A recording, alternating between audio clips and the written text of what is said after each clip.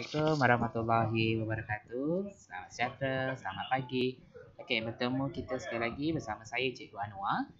Selepas kita lama bercuti panjang, jadi pada hari ini kita akan belajar bab 5 ungkapan algebra. Okey, sebelum cikgu memulakan sesi pembelajaran kita pada hari ini, kita akan tengok dulu apakah standard kandungan dan standard pembelajaran.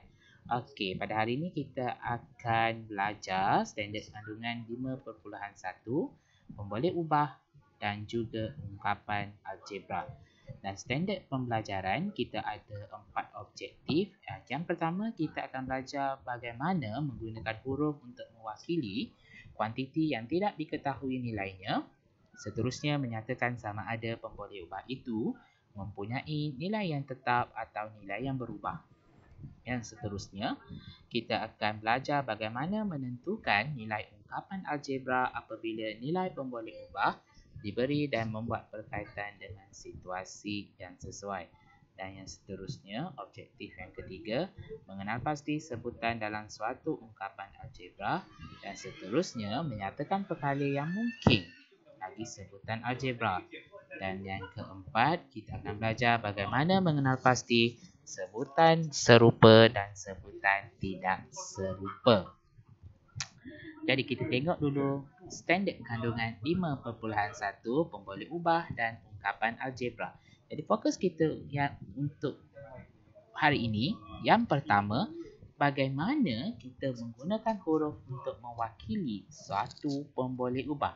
Okey, di sini ada satu perkataan yang baru kita jumpa untuk tingkatan 1, pemboleh ubah.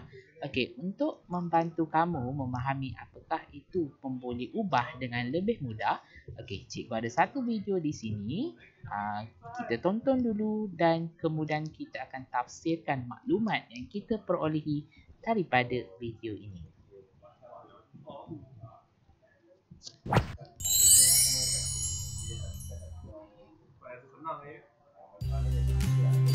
Hai adik-adik, ingat saya lagi tak?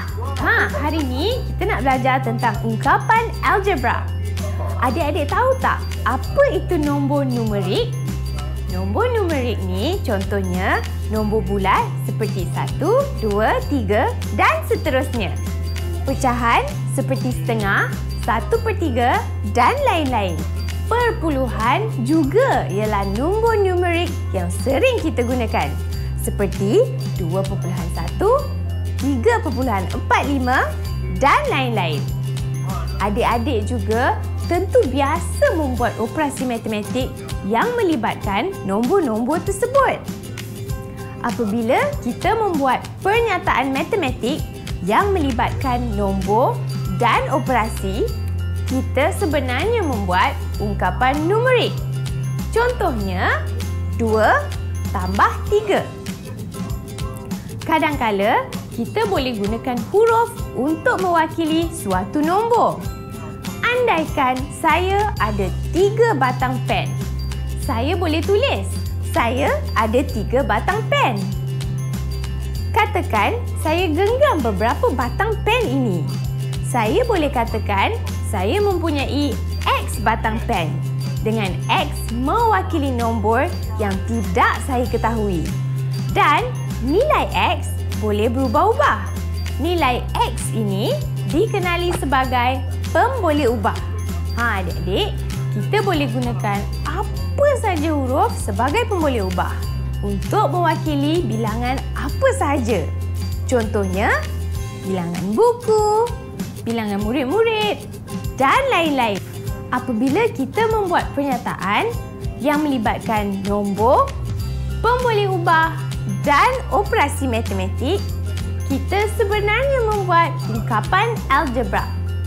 Contohnya, X tambah 3. Mari kita lihat contoh berikut. Andaikan terdapat beberapa bilangan murid perempuan dan beberapa bilangan murid lelaki dalam sebuah kelas. Kita boleh katakan terdapat X murid perempuan dan Y murid lelaki dalam kelas tersebut. Boleh tak adik-adik tukarkan situasi ini supaya ungkapan algebra tersebut menjadi ungkapan numerik iaitu ungkapan yang melibatkan nombor dan operasi? Mari kita lihat perbezaan ungkapan numerik dan ungkapan algebra. Jom!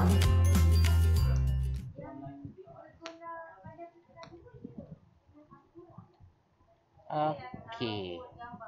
So, dalam video tu tadi, dia ada terangkan mengenai apa itu pemboleh ubah, apa itu operasi, ungkapan numerik, ungkapan algebra, dan cikgu rasa video yang diberikan tersebut dapat membantu kamu memahamkan konsep ungkapan algebra dengan lebih mudah. Okey, cikgu bagi contoh yang seterusnya. Okey, katakan sekarang ni cikgu ada satu gambar rajah. Okey, apakah ayat yang sesuai yang boleh kita gunakan untuk mewakili gambar rajah ini? Okey, contoh, cikgu berikan jawapan. Okey, terdapat satu ekor ikan di dalam bakul. Okey, dalam situasi ini, kuantiti bilangan ekor ikan dapat dinyatakan dengan jelas, iaitu satu ekor ikan. Okey, let's say cikgu ada situasi yang kedua. Ada satu bakul.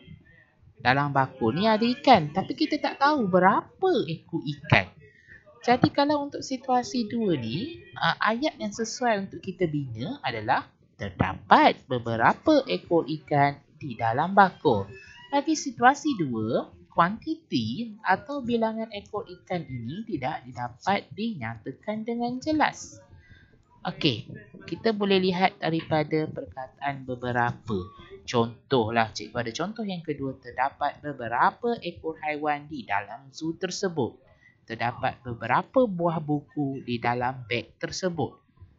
Jadi, kita tidak dapat mengetahui berapakah bilangan haiwan yang terdapat dalam zoo dan juga bilangan buku sebenar yang berada di dalam beg. Jadi, perkataan beberapa di sini merujuk kepada pemboleh ubah. Jadi, kita boleh tukarkan dalam bentuk ungkapan algebra terdapat X ekor ikan di dalam bakul. Jadi, X di sini mewakili pemboleh ubah. Okey, so kita masuk subtopik yang seterusnya. Bagaimana kita menerbitkan ungkapan algebra daripada satu situasi yang diberi? Okey, let's say cikgu ada satu situasi, suatu nombor ditambah 5. Okey, ingat lagi ungkapan algebra adalah gabungan antara pemboleh ubah dan juga operasi. Okey, operasi tambah tolak darab bahagi. Okey, suatu nombor ditambah dengan 5. Okey, kita akan belajar bagaimana kita menulis ungkapan algebra yang dapat mewakili pernyataan di atas. Okey, jelaskan langkah yang anda ambil untuk menulis ungkapan tersebut. Okey, kita tengok langkah penyelesaian. Suatu nombor ditambah dengan 5. Okey, langkah pertama, kenal pasti pemboleh ubah. Dalam kes ini, suatu nombor adalah pemboleh ubah. Jadi, kita boleh andaikan suatu nombor ini adalah sebagai huruf. Okey, kita boleh guna sebarang huruf. Okey, katakan untuk soalan ini, cikgu gantikan suatu nombor dengan huruf M. Okey, fahami ayat ditambah dengan. Bermaksud tambah 5. Bermaksud nombor 5. Okey, sekali lagi. Ditambah dengan bermaksud tambah. Maksudnya ada berlaku operasi tambah. 5 bermaksud nombor 5. Jadi, kita akan tulis ungkapan algebra M tambah 5. Kita ada pemboleh ubah, kita ada operasi. Okay, ini yang kita panggil sebagai ungkapan algebra ataupun ungkapan numerik. Okey, kita lihat contoh yang kedua. Ya. Umur Suzita ialah 3 tahun lebih muda daripada umur Suzana.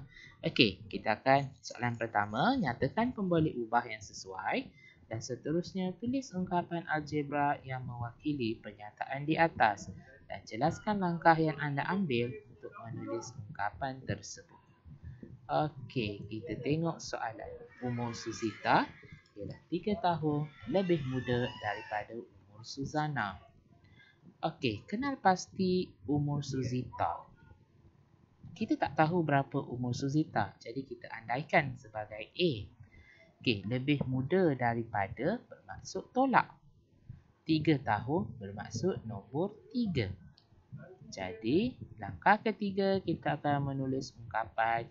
Jadi, ungkapan algebra yang terlibat A tolak 3. Okey, kita masuk objektif yang seterusnya. Bagaimana kita menentukan nilai ungkapan?